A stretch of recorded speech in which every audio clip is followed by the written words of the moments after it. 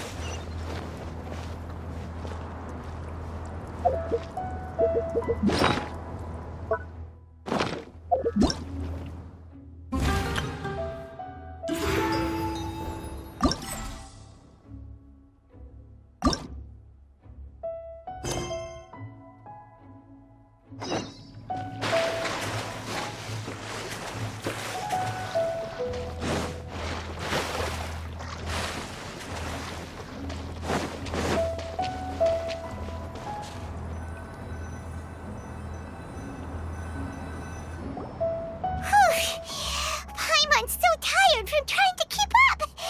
Don't either of you need to take any breaks? I can't believe it. Cloud Retainer is not here. Huh? Did we miss her? She doesn't like to travel, so in the past, it's always been the other Adepti who come to visit her during the festivals. Somehow Paimon doubts that anything could cause serious trouble for her. True. Now that I think about it, Cloud Retainer would be quite capable of taking care of anything on her own.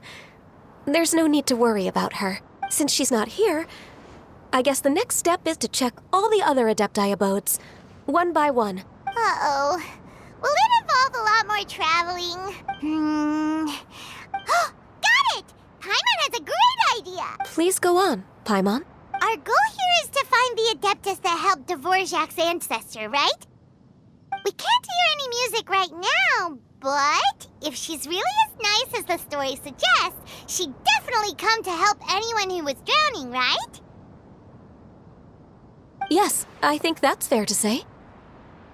So, all we have to do is get the Traveler to pretend to fall into the water, and the Adeptus will come to the rescue! You know perfectly well that Paimon can't swim! Paimon would sink like a rock! Just trust Paimon! The water's pretty deep over there! Quick, swim to the very center!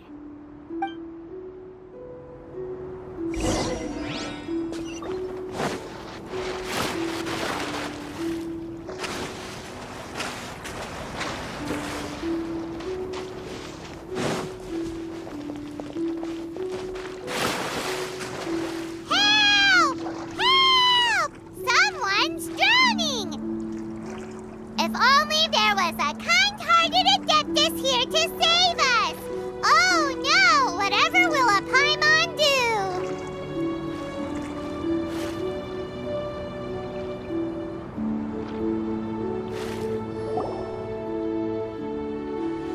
What is going on?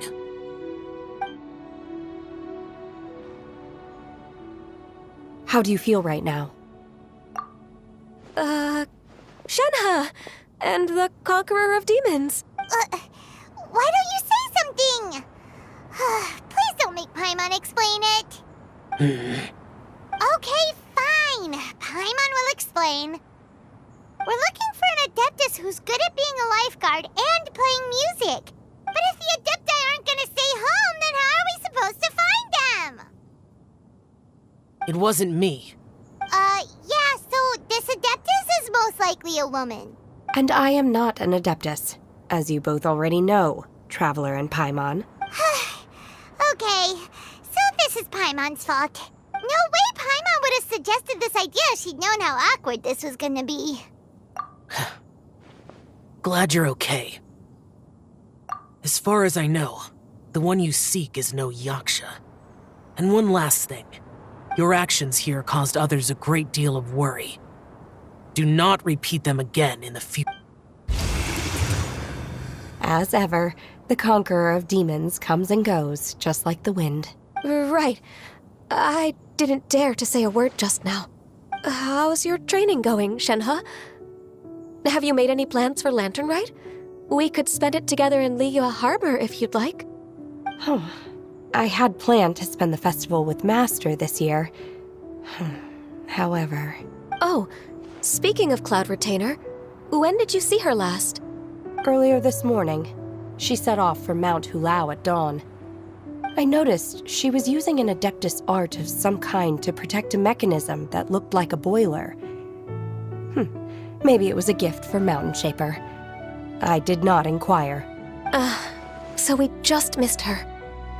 Please excuse me for a moment. I think I'll leave the gift in her abode.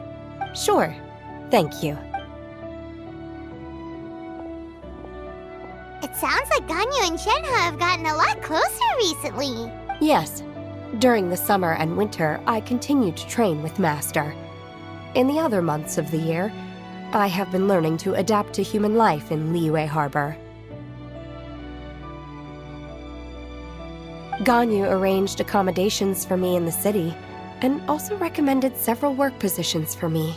But when I try to blend in by referring to her as Miss Ganyu or Lady Ganyu, like the others, she says I mustn't address her like that. Sometimes I'm supposed to copy other people. Sometimes I'm not. It's a little difficult to keep track of everything. Oh, is that what it is? Noted.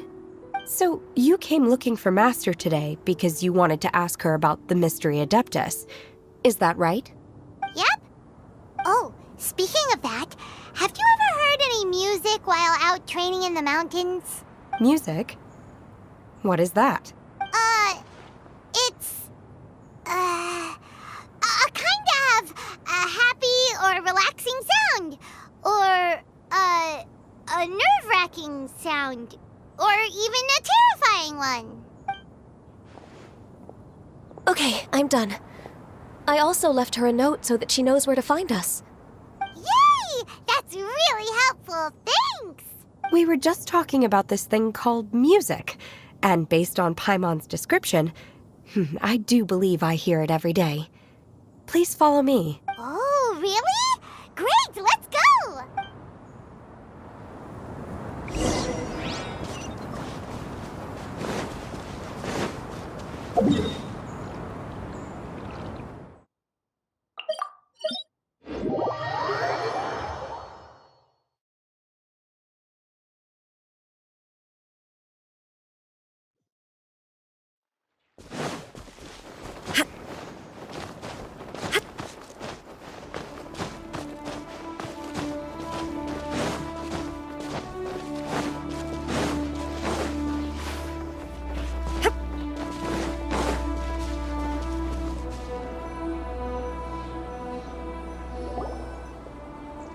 This is the place.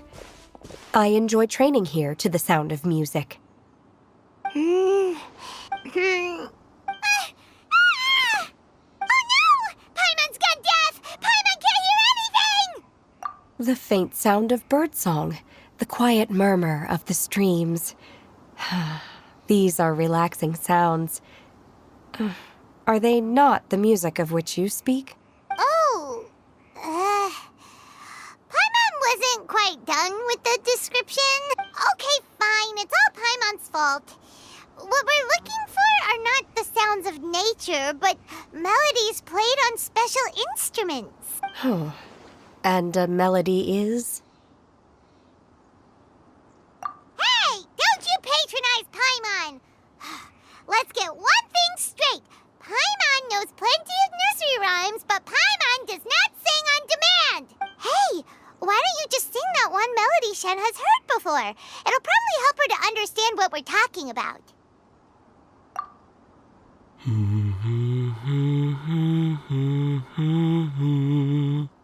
Oh, was that from the opera that Yunjin sang? That was a melody, and melodies can be called music. It felt like I was transported back to the past. In my mind's eye, I could see the Zhao lanterns lighting up the night sky again. We're all there, raising our glasses and drinking to our heart's content on the Jade Chamber. As I watched Yunjin's performance, I felt a warm sensation in my heart. And as the drink reached my stomach, it went from warm to hot. When you hummed that melody just now, feelings from a whole year ago came right back to me, as strong as they were on that day. So that's the power of music. Wow, Shenhe. That was so deep.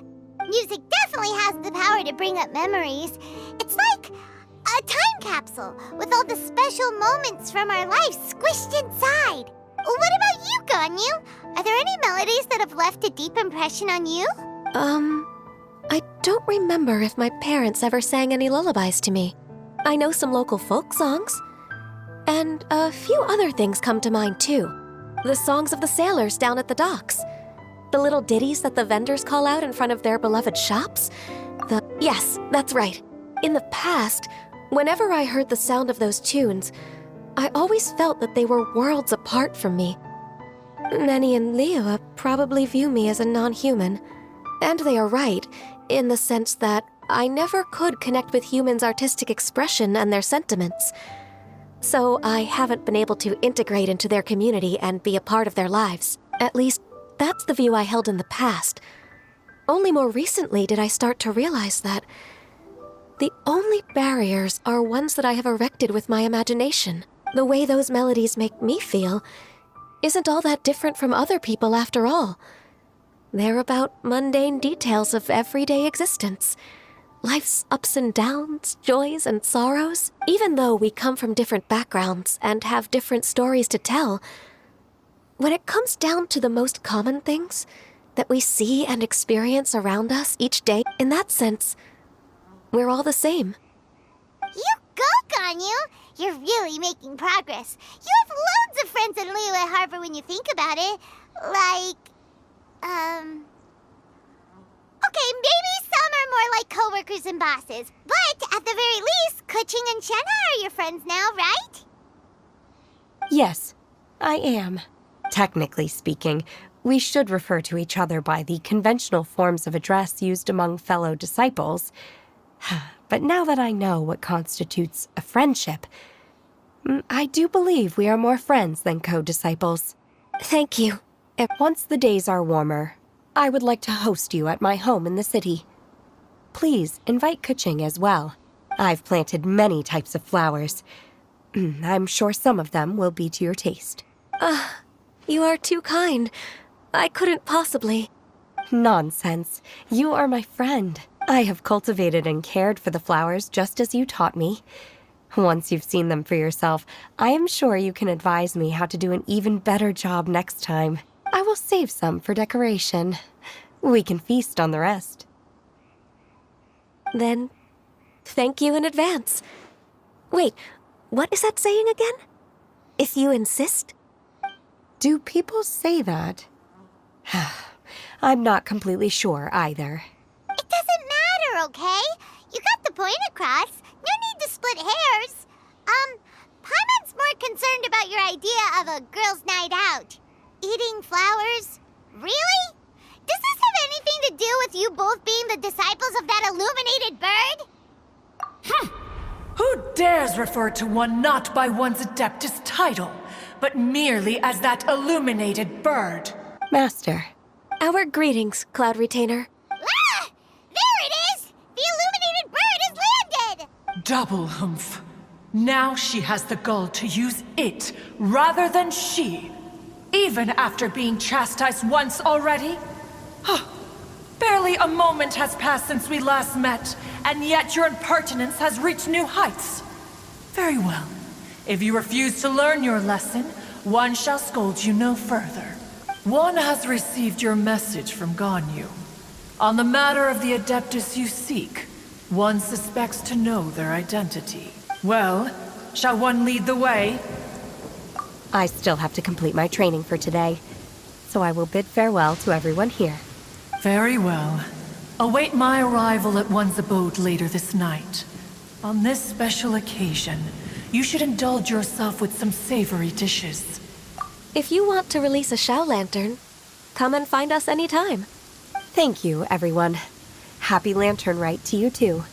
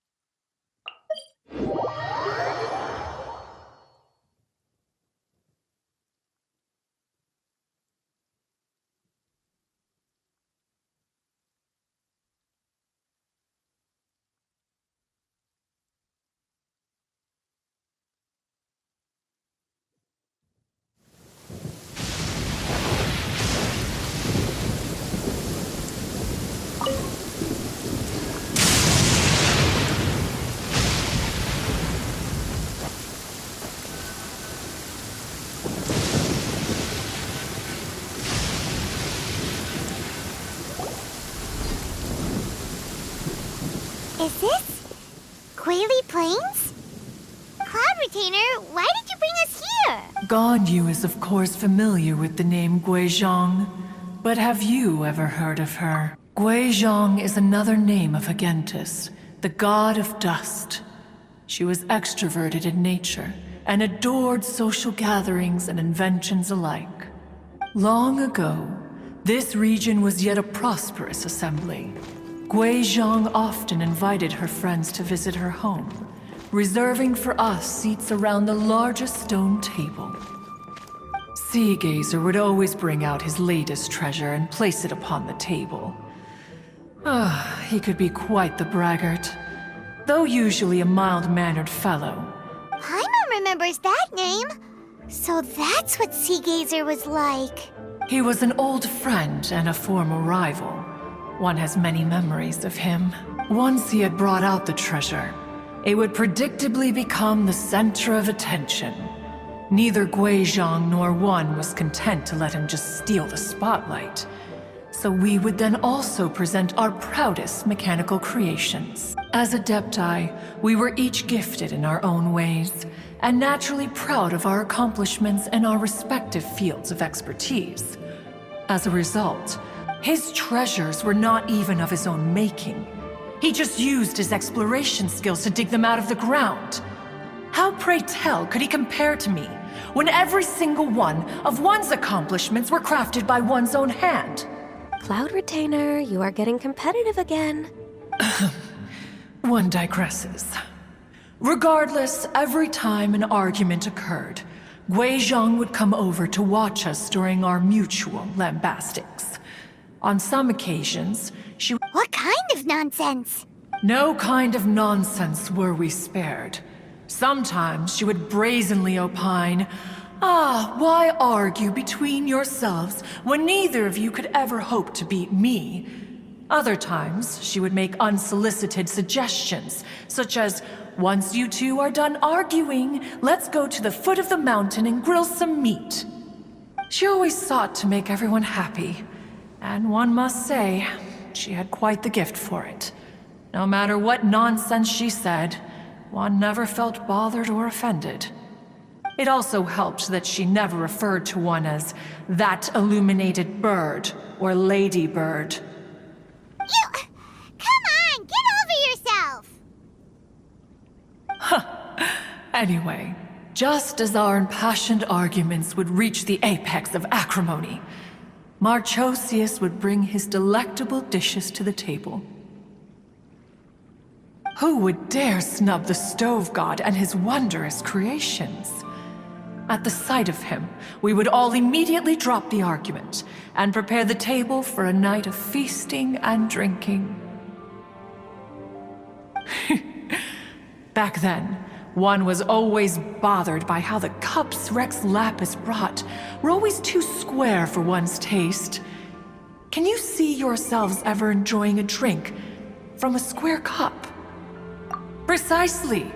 So, as you can see, even one as great as Rex Lapis was not immune to making the occasional Even one could never find fault with Marchosius's cooking. As we ate, Guizhong would continue to find topics for conversation, filling the table with humor and laughter. Each of those old fossils had their character flaws and points of obstinacy. So why was it that whenever we dined together, we always had a marvelous time? We would drink together from a spot high in the mountains until the moon set and the sun rose, and only then would the banquet finally come to an end. Streetwood Rambler would often remain to admire the flowers with Guizhong before returning to her own abode. The glaze lilies were far more abundant back then. Entire fields of them would appear to the eye as a veritable sea of flowers. Streetward Rambler? That would be Ping. You probably know her as Madam Ping. Oh, okay. Wait, this is a lovely story and everything, but didn't we come here to find that Adeptus from Mr. Dvorak's story?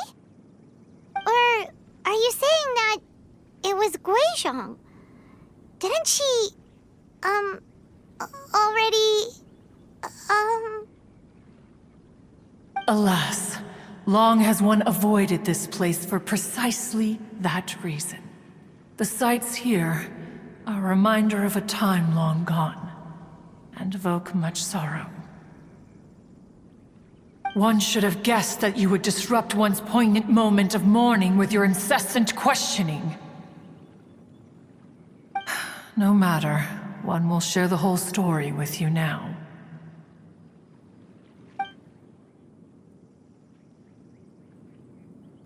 In times gone by, one quarreled oft with Guizhong concerning mechanical principles. We each had our ideals, and neither would yield. Under the pretext of a social gathering, one invited the impartial Rex Lapis to judge the quality of our creations. But Rex Lapis declared that Guizhong's Obscuro Vulpus mechanism was superior. Though one was too proud to acknowledge it, in one's heart, one knew that Guizhong was indeed the superior talent in the mechanical arts. As for the story between Guizhong and Streetward Rambler, that begins with a certain bell. In Guizhong's opinion, while mechanisms were no substitute for human composers, they were yet capable of producing simple but fine melodies. But Streetward Rambler believed music to be an expression of the soul, an emotional enterprise that could never hope to be replicated by machinery. They argued endlessly, until one asked Rex Lapis to intercede. He confiscated the bell and designated it for ceremonial use. Thereafter, one would often find them convening in the mountains, discussing music, mechanics, and all the affairs of the mortal world. But these good times were not to last.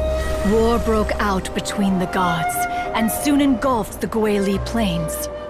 Guizhong was overpowered by the enemy, and fell in battle. When Streetward Rambler and I arrived at the scene at long last, all that remained among the ruins was her lifeless body. After this, at Streetward Rambler's request, Rex Lapis granted her the cleansing bell for safekeeping. To honor our friend's memory, one made a few finishing touches to her ballistic device. Many lantern rites have passed since then. Many greetings and goodbyes. Upon what do you gaze? The Guili Plains? No, it's everything.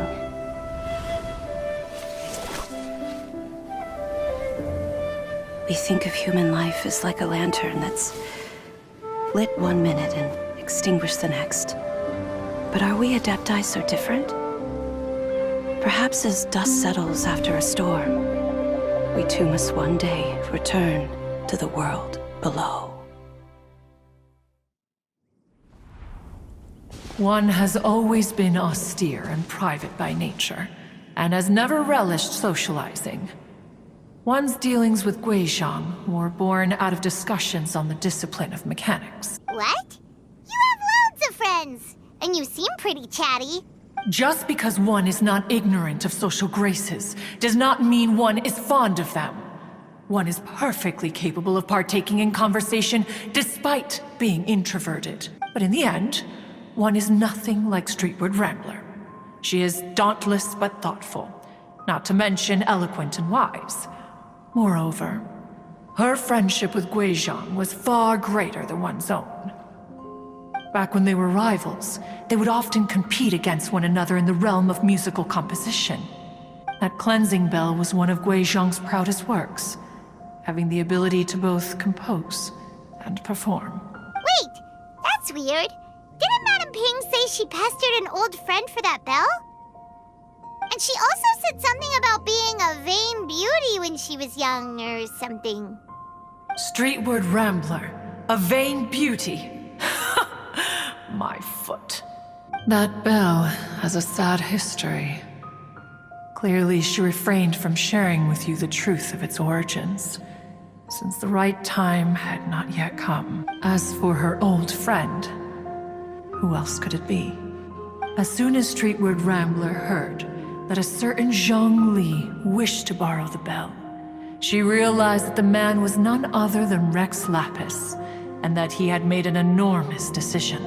After all, we all have known each other for several millennia.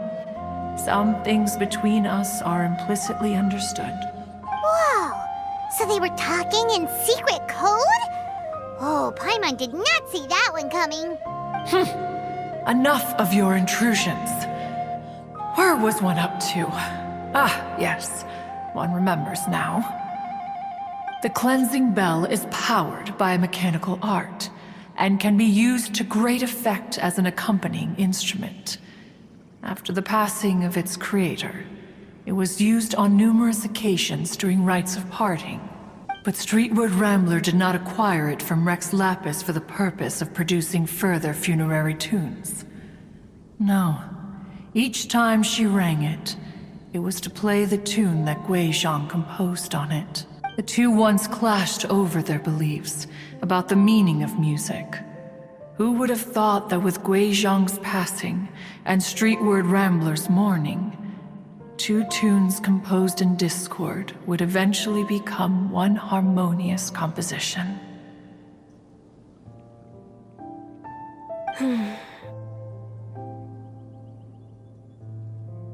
Once upon a time, Streetward Rambler also loved gatherings, liquor, and music.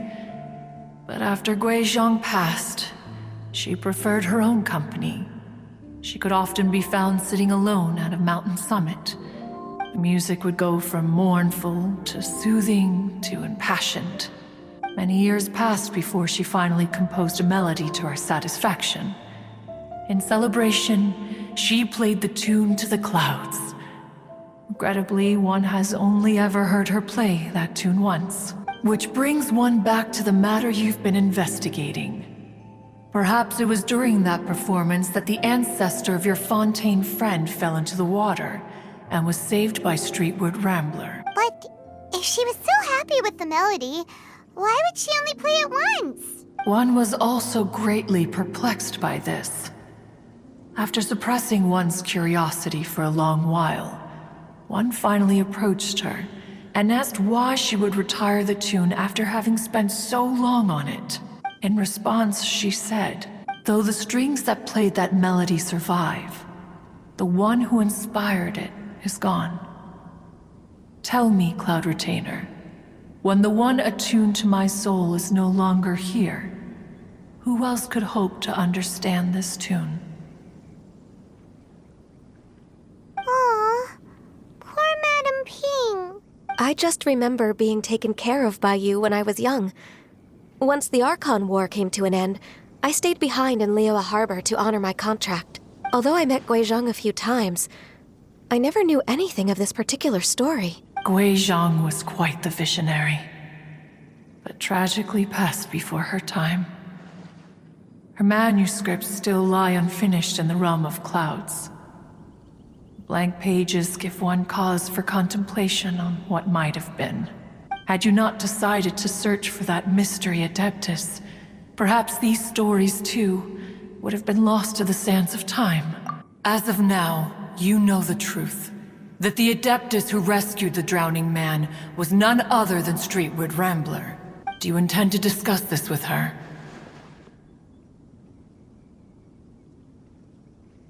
Do you mean Ping might find the topic too distressing? Precisely. The passing of our old friend is a heavy topic that both of us are usually careful to avoid. If I may be so bold, Cloud Retainer, could it be that this is just your own personal opinion? Oh? How so? I've been in Liyue Harbor for quite a long time now, and I've witnessed many farewells along the way, so I, too, am well acquainted with the pain of the passing of a loved one. But this doesn't bring the city or its people to a standstill. They have to keep moving forward. Someone as perceptive and wise as Ping will surely have come to understand and embrace this. Though these immortal mountains have lost an Adeptus, the harbor of mortals has gained a wise elder. No loss can ever be undone. but there is always much that can still be gained. Ping has helped countless people, and will guide many others in the years to come. And all to whom she extends a helping hand become her friends. People she can admire flowers and discuss music with, though it is heartbreaking to lose a kindred spirit. Life goes on, because there are new friends waiting for you further down the road. We even asked Madame Ping what she thought about adding a music festival to this year's Lantern Rite. Oh, when we get back, why don't we just ask her if she'd like to perform? Maybe we can even get her up on stage. You youngsters and your imagination. Why don't you come with us? It's been a long time since you last spoke with Ping, and Liyue Harbor is always decorated so beautifully during the festival period. Is not every Lantern Rite the same in this regard? Were there ever anything new to discuss, one in Ping could meet any day of the year. I disagree. Each new day and each new year is different from those that have come before. How long will you simply let them pass you by? The edibles she brought this time were indeed quite delectable. Very well, then one will be off. If the other old fossils have sneaked away into the city to amuse themselves, one shall soon find out. All right. We should be getting back to the harbor as well. We don't want to keep her waiting. Once the Guili Assembly, now the Guili Plains. Say, if we planted flowers there and cared for them carefully enough, do you think that one day we'd be able to recreate the Sea of Glaze Lilies? Allow one to take back one's praise from a moment prior. You are still far too given to flights of fancy, child. What? Cloud Retainer? You were still listening? One observed that you were making no effort to leave, and returned to chasten and hasten you. This time, one is departing in earnest.